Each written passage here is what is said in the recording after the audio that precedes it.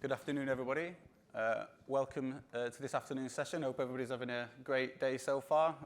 Lots of insights and knowledge and good networking for you all.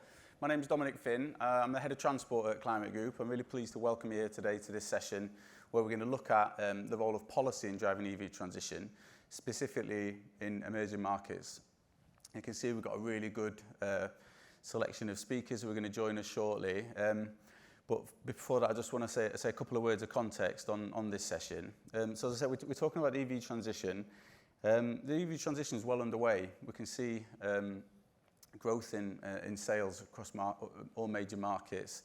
18% of all new vehicles sold last year were electric. Compare that to 14% the year before. So we can see this transition happening really quickly. There's progress.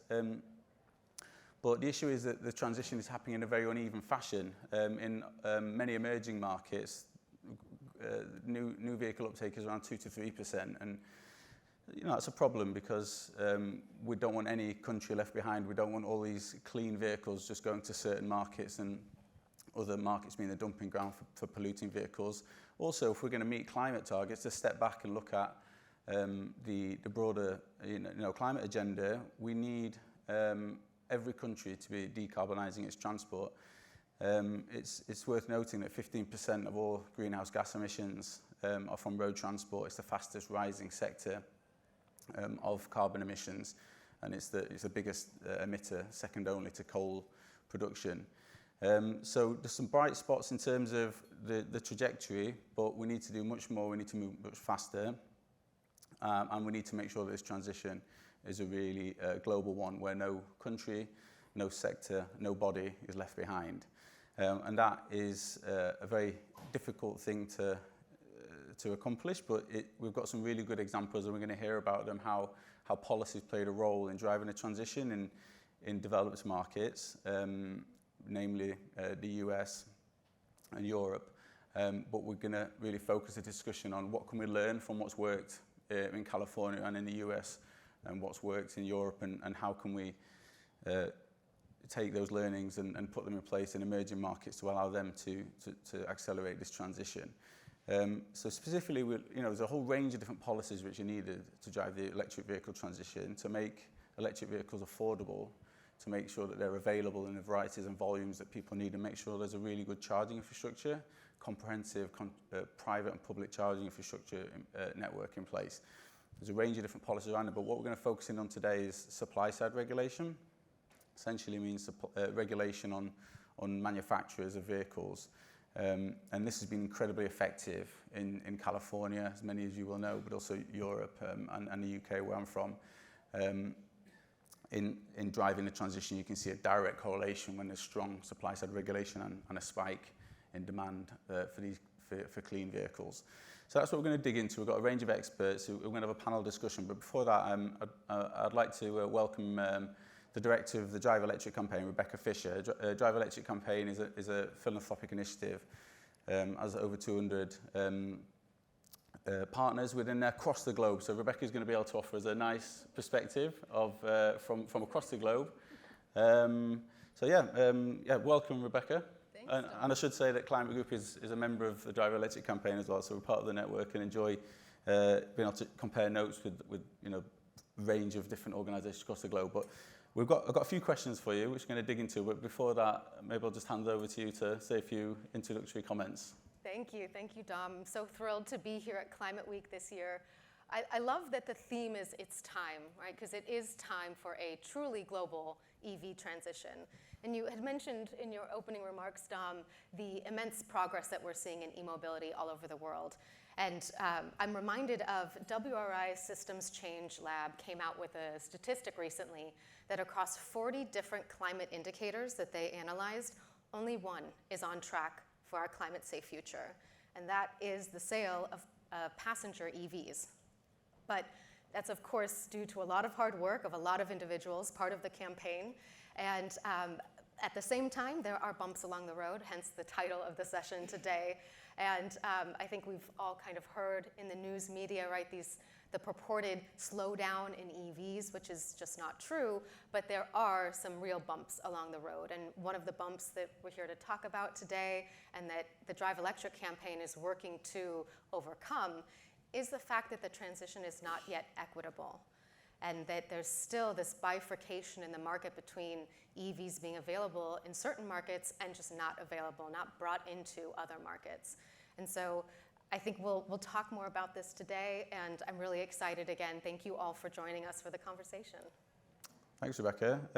So as we said, you've got a unique position in the viewpoint across all these different markets. I wonder if you could give us a flavour of the kind of global landscape for EV adoption. Let's dig into that a little bit more so we can see growth in certain areas and other countries closer to the starting line.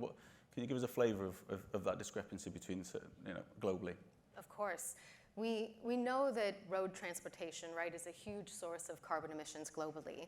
And we know that to meet our climate goals, we need the world to be on track for 100% zero-emission vehicle sales by 2050 or before. And what we're seeing globally is that a lot of that, those good statistics around EV adoption is thanks to the incredible growth in EV sales across various modes in leading markets. So you have China and Europe really dominating the EV space. And I think using Norway, let's say, as an example of one of the front runners, last year of all new vehicle sales, I think over 80% were fully battery electric vehicles, no plug-in hybrids included in that. And our partners in Norway predict that this year they're probably top 95%. Now that's the front runners. When you look at the global data, you can see that those leaders are pulling up the global average for EV sales, again, across all different modes. And what we like to do at the Drive Electric campaign is kind of disaggregate that data to see what is the difference between different markets. And you can do that, and BNEF has done that recently, where they've disaggregated between leading markets and emerging markets. And even today, you can already see a pretty big gap. And what's interesting about what BNEF has done, though, is they've projected that into the future and shown that under the status quo, if we change nothing, that gap gets larger and larger and larger into the future, and we miss an opportunity to kind of leapfrog over combustion. And the reason for this widening gap into the future is really because population growth is about to shift to emerging economies. By 2050, the vast majority of population growth will be in those regions of the world. And along with population growth will come demand for transportation, both for moving people, but also goods movement. And again, what we think of in the Drive Electric campaign is that these forecasts are not fortune telling. And we know that there are so many leaders, our partners in emerging economies, that are already making moves to electrify transportation. And the key is to move even faster. And that's why we've developed here at the Drive Electric campaign the Leapfrogging Partnership, which is rooted in work. We're funding work in emerging economies with our partners headquartered in emerging economies to speed up the transition, because it's already happening. It just is a matter of having it go faster so we really meet that, or can meet that kind of leapfrogging that I mentioned before. I think the vision that we have is where a family, their first two-wheeler or three-wheeler or four-wheeler vehicle can be electric rather than going fossil and then electric. That's really what leapfrogging means to us. Mm-hmm. And maybe I'll share just two more examples from our partners in Africa. The first is in Kenya, right? So Kenya produces a ton of renewable energy on their grid. They sometimes overproduce, where they have to sell to other countries or even ground the excess electrons. The benefit of an EV transition is that not only will they help utilize that excess renewable energy, but they also will alleviate the stress on the government budget from subsidizing fossil fuels for transportation. And what they've seen is that as they've started to shift to electric, the domestic renewable energy industry has grown and flourished. So they're keeping more of their resources in the country, generating jobs, economic activity. And this is a story that's kind of replicated all over the place. And perhaps an even starker example is in Ethiopia. Ethiopia last year spent $6 billion on fossil fuel subsidies. They also have plentiful renewable energy on their grid, And the government kind of stepped back last year and were like, why are we doing this? Why are we spending so much money to import a fuel source when we have a readily available domestic fuel source right here? And so they made this pretty bold move earlier this year to ban fossil fuel vehicles into the country, the very first country to do so. And it's these type of stories that we're hearing from our partners that are just kind of inspiring us and prove that we can make this change, and that it's not only good for air quality and human health, but for the economy as well. It's fascinating to hear, and I guess I'm learning a lot about this as well. As you speak, we have projects in UK and India and Japan and Europe, and we put pressure on governments to say we want strong regulation, fleets essentially through like EV 100, EV 100 plus commitments, large fleets. We want regulatory certainty to meet our commitments that they make through our climate group initiatives. We make the arguments around this is not only the best interests of climate, but air quality, health, and there's a burden on the health system through poor air quality, but also the economic benefits to being on the front foot through this transition and generating value for automotive sector. But it's interesting that you're highlighting another really key economic benefit here, how you can own your own energy production, and it kind of democratizes a little bit kind of access to vehicles and energy production. It's a really key point to make. So just to tell, we, as I said, we're going to dig into how can we drive this transition in emerging economies like Kenya, like Ethiopia, but Indonesia and other markets. But there is a lot we can learn from the US, China as well, and the EU. Just to turn to those, can you offer some thoughts on why you think these regulations have been so effective? As I said, there's been like a clear spike. We pushed quite hard in Europe, for example, on CO2 standards for cars and vans, and we got a lot of our members backing policy activities. We met with politicians, and when the policy was passed in Europe, essentially setting a de facto 2035 phase-out date for combustion engine cars and vans with a clear pathway, you saw a massive spike in demand immediately. So you see the correlation. We can see maybe you can elaborate on that. Why do you think they're so effective, and maybe you can share a bit of insight on how they work? Yes, happy to. Those of us who heard Helen speak yesterday at the opening ceremony for Climate Week, she mentioned that a lot of the work that we need to do to reach our climate goals are not in sexy places. They're things like regulations, and that's really what the Drive Electric campaign has come to acknowledge, right? These supply-side regulations are what moves markets. They're not super exciting, they're not a new technology, but they truly are market moving. And these supply-side regulations, what's amazing is that they send this very clear market signal that the future is going to be electric. That drives innovation, it drives investment, and most importantly, cost competitiveness. And supply-side regulations for vehicles essentially target the manufacturing and availability of EVs, mostly in the with the banner of air quality improvements. And they set these kind of standards or targets for a manufacturer or an importer of vehicles to meet every year and at ever increasing rate. So it drives the market towards zero emission vehicles, or vehicles that are lower emitting. And what we found is that these are incredibly effective. There's examples of these regulations in place in California. There's the Advanced Clean Cars Rule and Advanced Clean Trucks Rule in California. Those are essentially ZEV sales mandates. In Canada, they have the EV availability standard. And in India, they have a fuel economy standard with EV credits as a compliance tool. And of course, Europe has the very impressive CO2 standards for both light-duty vehicles and heavy-duty vehicles.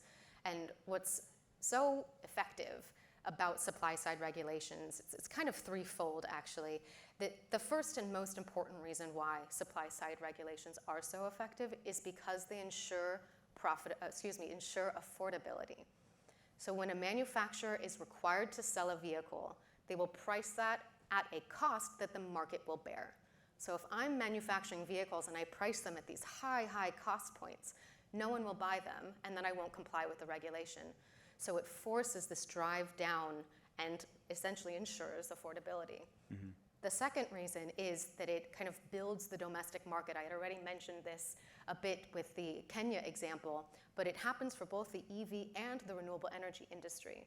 So when the UK announced that they were going to phase out fossil fuel vehicles, I think shortly thereafter, we saw over 6 billion Great British pounds invested in charging infrastructure companies alone. It's huge, that's transformative. And the third reason why we find them so effective is because most of the time they include a flexible compliance mechanism. I had mentioned the EV credits that India has as part of their fuel economy standard. Well, California has done that for years. It's the only reason why Tesla was able to make any money early on, is that they sold their extra credits to the laggards. And with these flexible mechanisms, you can award the early adopters and allow the laggards time to catch up if they kind of pay for credits. So the results, though, of these regulations in place are astounding. Right? We did some analysis at the campaign and found that just last year, in 2023, 99% of all EVs sold in the world were sold in markets with a supply-side regulation in force. That's incredible, right? And that shows you the power of these slightly unsexy regulations. And we'll hear from Leanne, who's the chairwoman of CARB, who is a much greater expert on supply-side regulations than I am about the power and what this has meant for California. Yeah, couldn't agree more. So, I mean, just a bit conscious of time, we've got a few minutes left, but what would you say are some of the key policy and regulatory gaps that need to be filled in emerging markets? You know, we've got the principle, supply-side regulation works. What are some of the gaps that you're seeing? Yeah, so when we look across the partnership here at Drive Electric, we're so impressed with the ambition, right? Ambition is there. Governments and businesses have set goals, but there's not always a policy to back up those goals. I think a great example is Chile, because this is starting to shift thanks to examples like Chile. Chile was the first country outside of the EU to announce a 100% zero-emission vehicle sales goal, but they didn't yet develop the policy pathway to reach that goal. So our partners in Chile, ICCT's Latin America office and Centro de Movilidad Sostenible, came to the Chilean decision makers with this kind of toolbox of different policies from all around the world, from California and India and the EU, and said, here, these are your options. And the Chilean government announced the region's very first fuel economy standard just last year. And it's these kind of policy gaps and these, I would almost say they're windows of opportunity that are opening up in emerging economies all over the world and that we can really capitalize on. Of course, right, there's opposition to these. They're really tough to get these policies in place. But if you galvanize business voices and support and you have the people clamoring for cleaner air, that combination of voices is really helpful. And one of the reasons why we work so closely with TCG is because of these networks that you bring together where there's peer-to-peer learning that can happen across borders, right? The sharing of what works in one place of the world with decision makers or businesses in another place of the world is so powerful. And I think that this cross-border sharing, as I mentioned before, is the kind of secret sauce that will allow us to reach our goals. Yeah, I think you're right. Sharing best practice and collaboration as well comes up all the time in new ways. Okay, just to finish then. So, from your perspective, what the title of the session, "Bumps in the Road." How optimistic are you? Do you think we've got a smooth path ahead? Do you consider this is a bit of a kind of a open question? I think you know my opinion on these things, but what's your perspective on as you look at the path ahead? Do you think it's going to be smooth, or do you think it's going to be defined by bumps?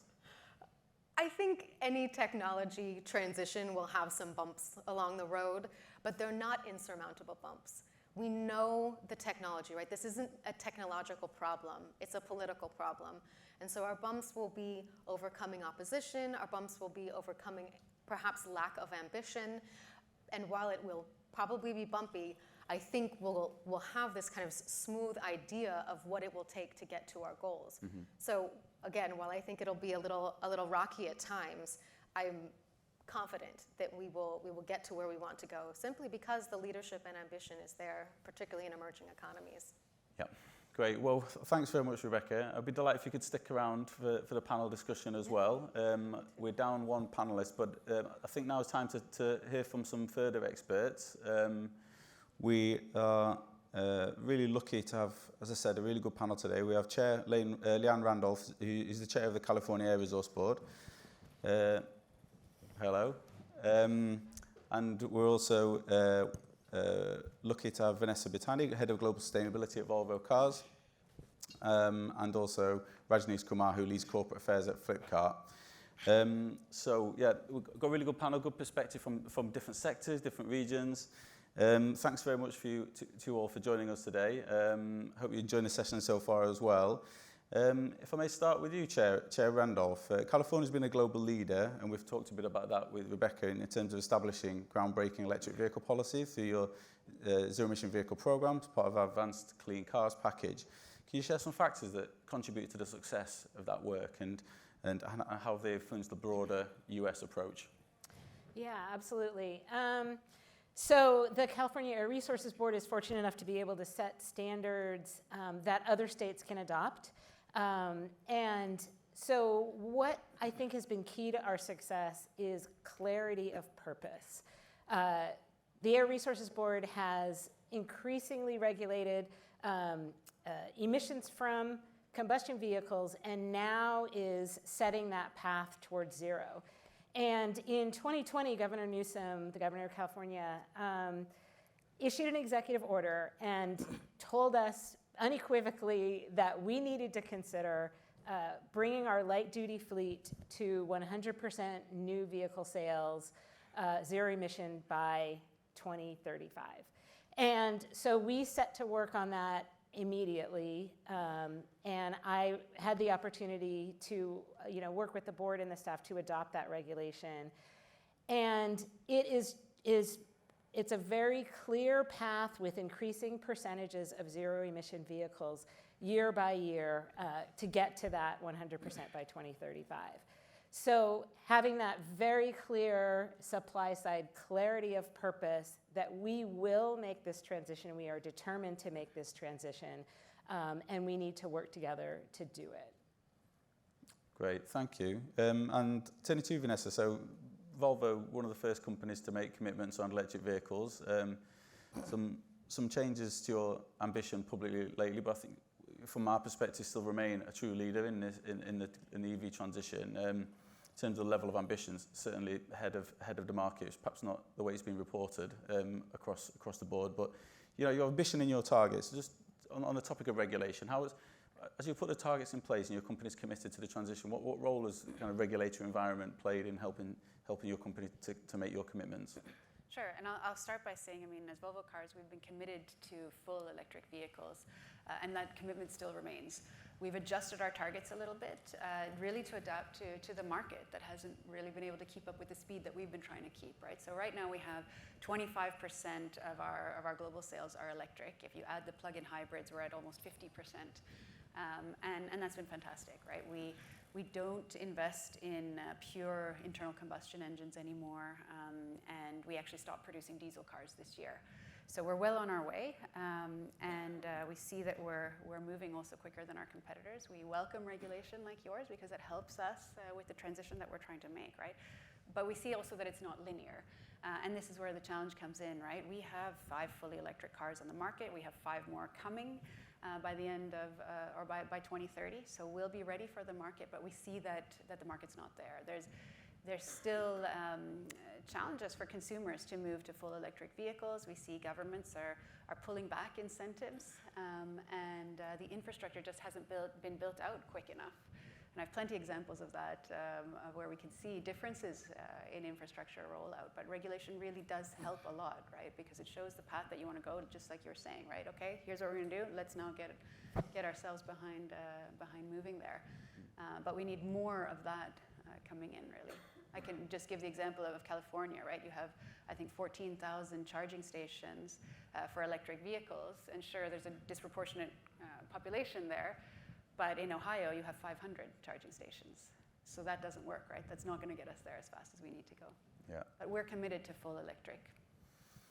Yeah, it's a clear direction of travel through supply side regulation. We need enabling measures as well, like say charging infrastructure and certainly some measures to support affordability for the larger vehicles still. But turning to you, Rajneesh, from an India perspective, a Flipkart perspective, you're on the demand side, you're procuring, you're using these vehicles, and so Flipkart leading the way, like EV100, remember making your commitments. how would you reflect on the role of regulation and the commitments you've made? How do they interplay? I think, first of all, thank you for inviting. I think this is an important conversation to have. I want to take a step back and say, listen, what's the automobile market look like in India? Unlike a lot of global markets, the construct is very different. It's a $110 billion market with growing like 7-8% year on year, and 75% of the market is actually two-wheelers, which is unlike any other global markets. 10% is three-wheelers, and rest is sort of remaining one. And in that context, I think it becomes very important to for us. We are as an e-commerce player, is a marketplace business. So and the sellers are located all over the country. So our ability to source products from everywhere, every part of the country, and make sure it's get delivered to the over 500 million customers that we have. For us, it was very important to look at how do we, if you have to, in line with the commitment to drive sort of a EV, we are part of this climate group's EV 100 group sort of a partnership. Now, if you look at the government's sort of plan there, government has taken a resolve to elevate the proportion of EVs in the country, and which is around, in private cars, around 30, by 2030, 30% of the cars should be EV, and 70% commercial vehicles, 40% buses, and two-wheelers are like 80% has to be done by by 2030. And a lot of this has to be done locally, manufacturing, to boost really local manufacturing.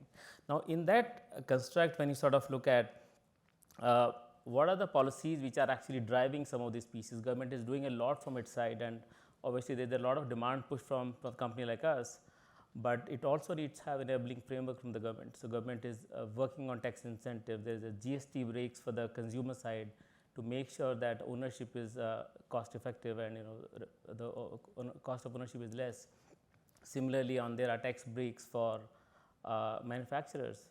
Similarly, I don't know whether you heard, there are production linked incentives for battery manufacturing, because that also plays a very important role.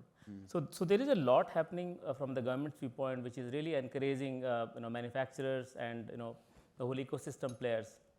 And when we try and work with the whole ecosystem, whether it's the manufacturers, maintenance, or the people who are building infrastructure from a charging viewpoint, I think there is a lot of work that's currently happening, both from the government side as well as from the operators like us. Mm-hmm. Thanks, fascinating to get that insight, and again emphasising the range of different factors that are required. So if we turn to you, Rebecca, thanks again for stepping in on the panel. So I hope this is not putting you on the spot. We're due to have somebody speaking on behalf of Indonesia, but maybe we'll broaden it a little bit. My question is, I know the leapfrog you're looking at a number of markets. It's Indonesia, Chile, Mexico, Brazil, South Africa, Kenya. Mm-hmm. Is that right? Yes. So maybe we'll broaden it to those. Can you share kind of a perspective on the current state of transport electrification in one of those key markets, and what steps the government's taking to support the transition? Happy to. I can also start with perhaps my Pak Rahmat hat on, since he's not here. I visited him in Indonesia earlier this year, and so we got to chat a bit about the policies that Indonesia does have in place to spur EV adoption. And one of the strongest policies that Indonesia has is trade policies. They have a suite of different policies that are not only incentivizing the import of EVs and therefore increasing adoption, because they are tariff-free or close to that, but they also are incentivizing the investment in the domestic EV infrastructure and kind of manufacturing value chain. So there are companies that are incented to manufacture both batteries and vehicles, component parts in Indonesia, and we visited with Pak the Hyundai factory in right outside of Jakarta, and they're producing both EVs and fossil fuel vehicles for the Indonesian market and for other markets all over the world. And what's so impressive is that it's one of the most automated and high-tech vehicle facilities I've ever been to. And they're so cool. They've been able to kind of merge the supply line to do EVs and fossil, and you can see them kind of plop the battery into the car. And it's truly happening. That's the thing, is I think a lot of us might think of emerging economies as slower. And of course, I spoke to that there's this gap, and could become wider and wider into the future. But that doesn't mean that leadership and this transition isn't happening. It is. It's happening, and it's probably going to happen quite quickly where the right policies are in place. I mentioned Chile a bit earlier. Mexico is debating some fuel economy standards. If they're stringent enough, they will inspire EV adoption. And Brazil is also debating right now heavy-duty fuel economy standards. We'll see what comes of that. But there's all of these kind of open policy windows in all of the emerging markets that we're working in.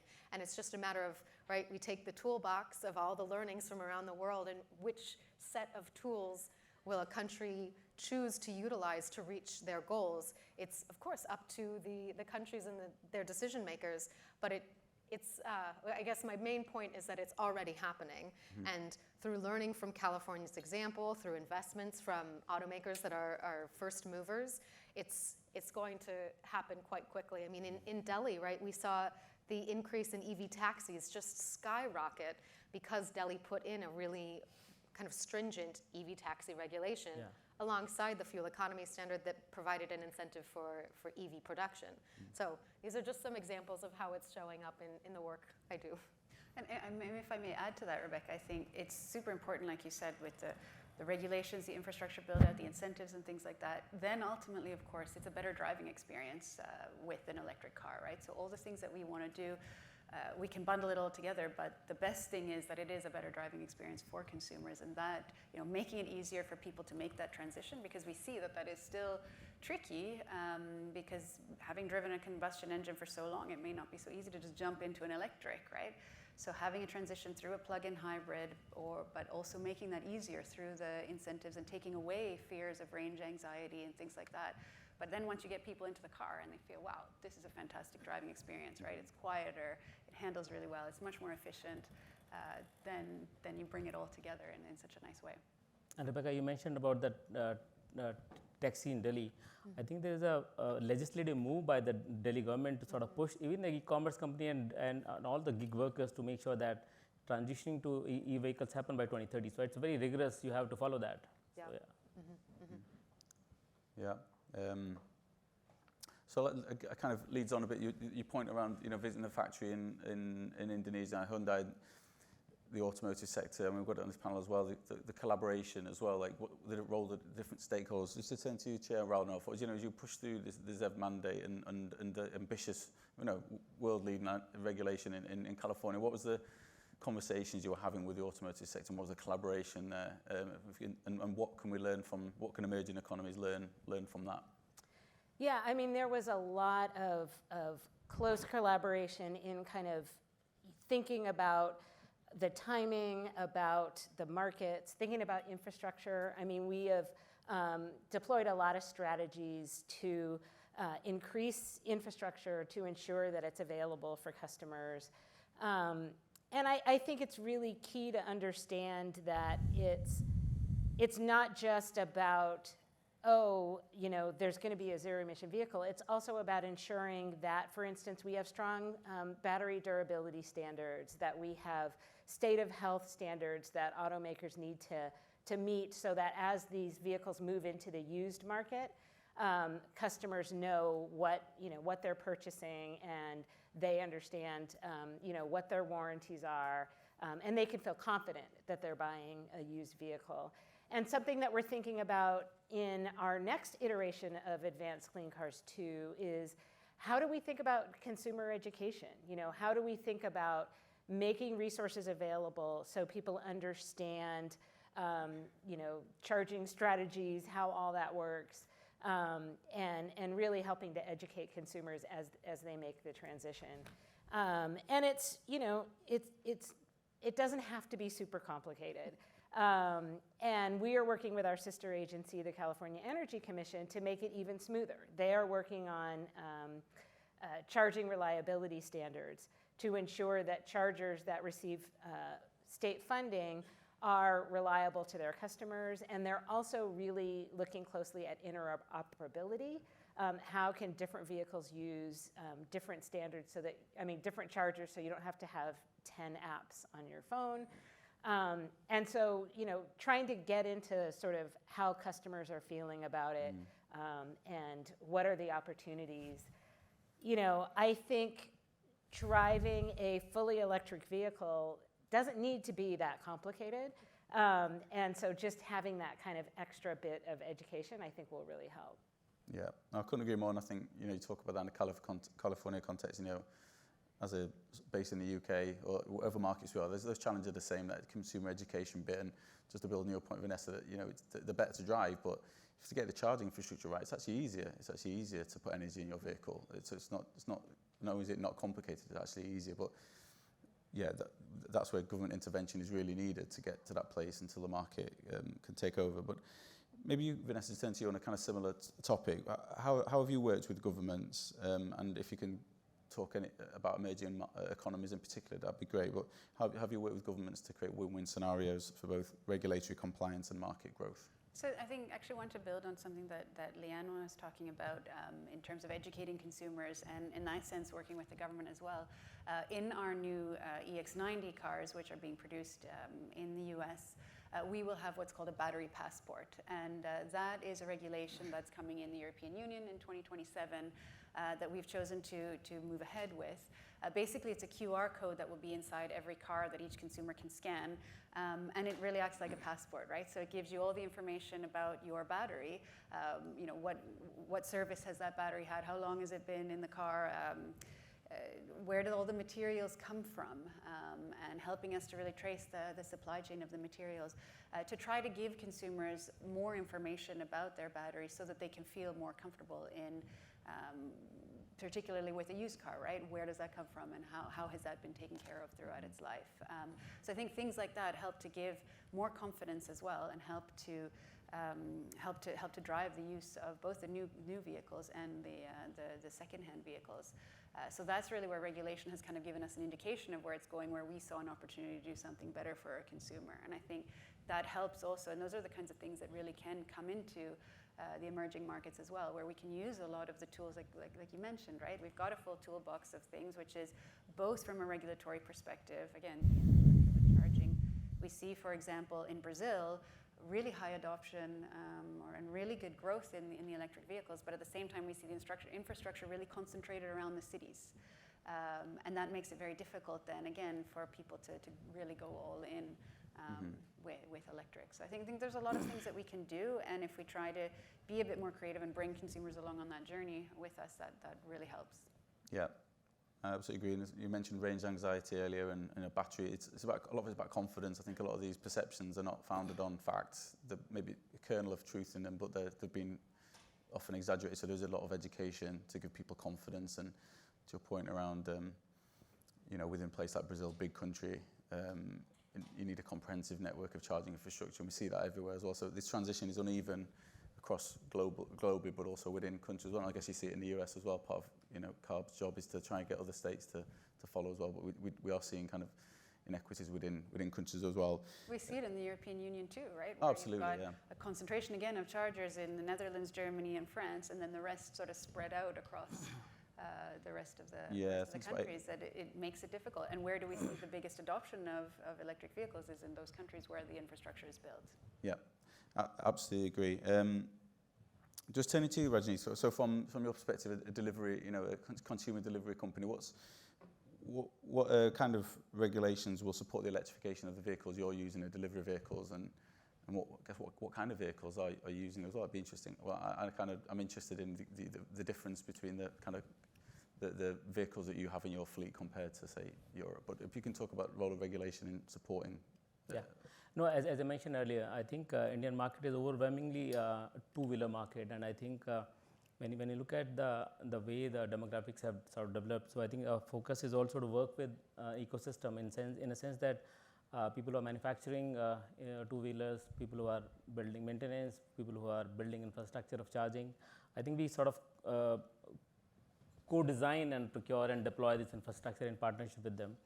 And I think one of the things that we do with them, as we sort of promote more manufacturing of this, and obviously there are tax incentives and others which government is trying to do from their own side, we try and build longer term contract with the manufacturers, because just to make sure that there is surety of demand, because you are transitioning from fossil fuel ICE vehicles to sort of EV vehicles. So I think that's important for us to make sure that we give a little bit of a certainty of what demand look like for them over time. Obviously, we try and build charging infrastructure ourselves, but also work with the vendor partners to make sure it's closer to the hubs. For example, and just I want to sort of paint a little bit of picture out here. So we have smaller hubs where the gig workers, the people who are driving two-wheelers, they actually come over and pick up the products, the merchandise, and sort of deliver it.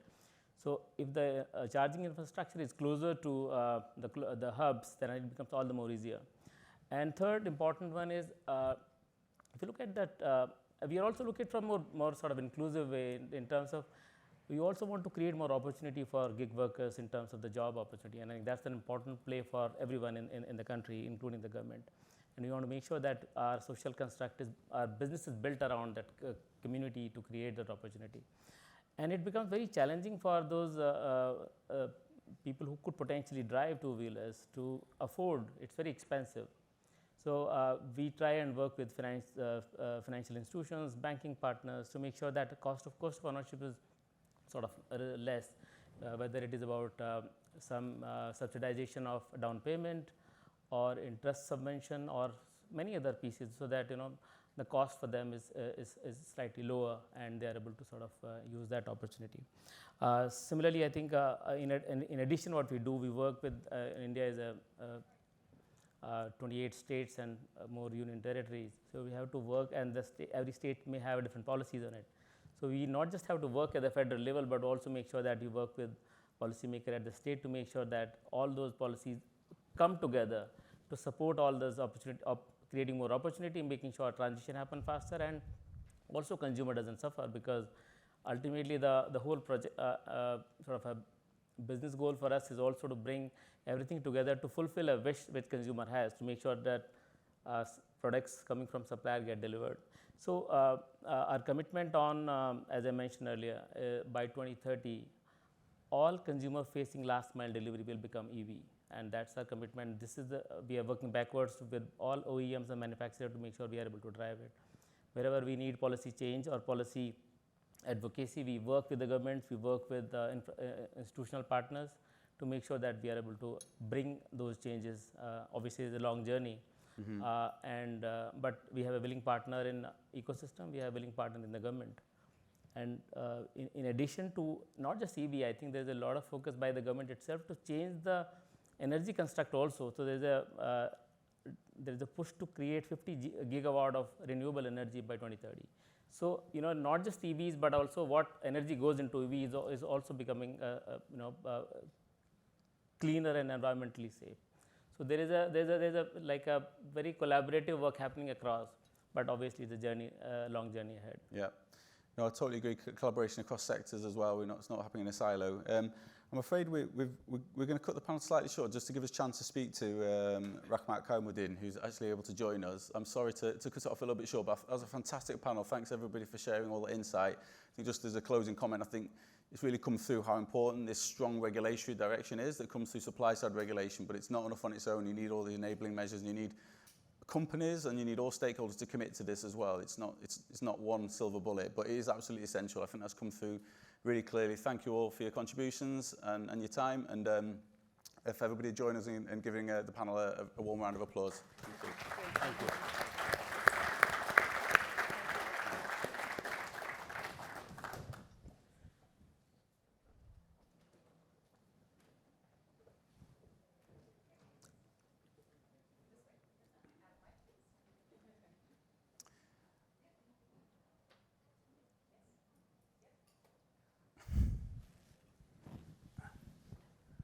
Hi, Rahmat. Thank you very much for joining us. Hi, Dominic. Hi.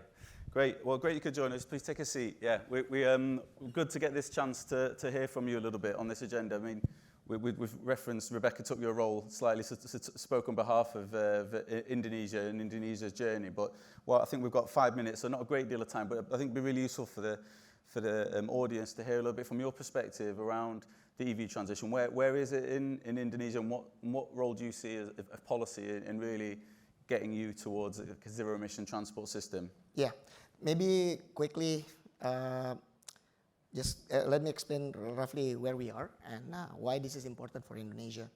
So first of all, for energy transition, oil for transport is actually a very big thing for us because it's number 2 source of emission, CO2, number 1 source of air pollution today in Jakarta.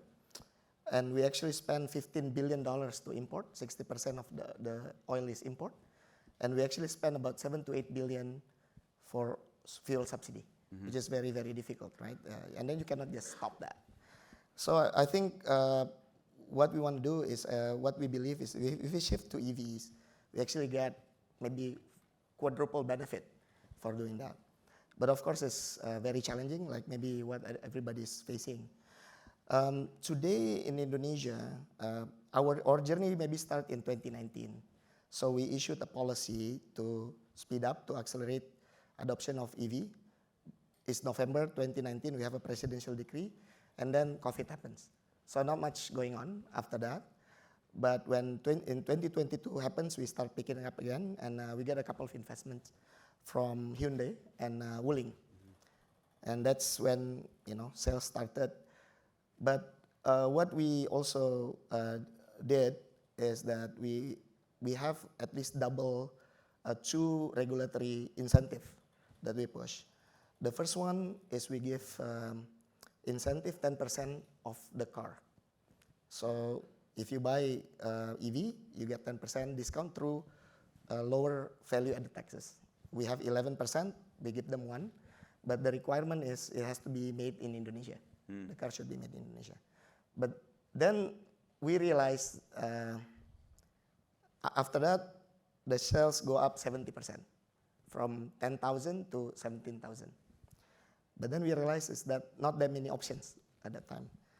The Wuling car costs 15 million, small car. Hyundai car, Ioniq 5 is 50,000. So very big range. And then when we introduced a second incentive for the manufacturers. So we invited manufacturers and we said, okay, if you want to build factories in Indonesia, we give you 2 years to build that. And then we will waive the import duty and we will waive the luxury tax. From foreign countries that we don't have FTA, roughly it costs about 72.5% blended tax. So we waive that, but with a few conditions. They can import as many as they want, and they'll get the waiver. But the requirement is after, say, the period is until 2025.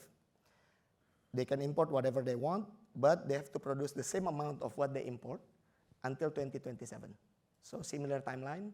So let's say you import 10,000, you have to produce 10,000 as well. If they don't, then they have to return the incentive pro rata. So we ask them to put bank guarantee for that. And that actually get quite well accepted by the manufacturers. We get multiple manufacturers to come. Stellantis, BYD, and several others coming from China. And now, year to date, in August, last year versus this year, actually almost triple. From 8,000 last year, and then become 23,000 this year. And this month, so year to date, we have about 4% market share. But this month, August, last month, we already break the 5% mythical barrier, which is in August is about already 7%. And most of them produced in Indonesia? Not yet. Actually mix. Some produced in Indonesia, some is actually still import because we still have that until next year, yeah? The flexibility. But bottom line, I think giving some incentive to lower the cost and also giving that manufacturer incentive so that people can produce in Indonesia but that is where actually makes a difference. Well, it's fascinating. Well, I think it's a bit of a snapshot, a very whistle-stop tour, but you've introduced a few different policy tools which didn't come up in discussion before. One of the points made was there's a big toolbox, and countries need to see what's available and look over the country's shoulders. So I think, yeah, some good examples there from an Indies on, and sounds like the journey's well underway. That's getting past that 5% mark, huge achievement, and yeah. So yes, please give Mr. Rogmut a round of applause, and thanks very much for your time. Thank you. Thank you. Yeah, Thank you so much.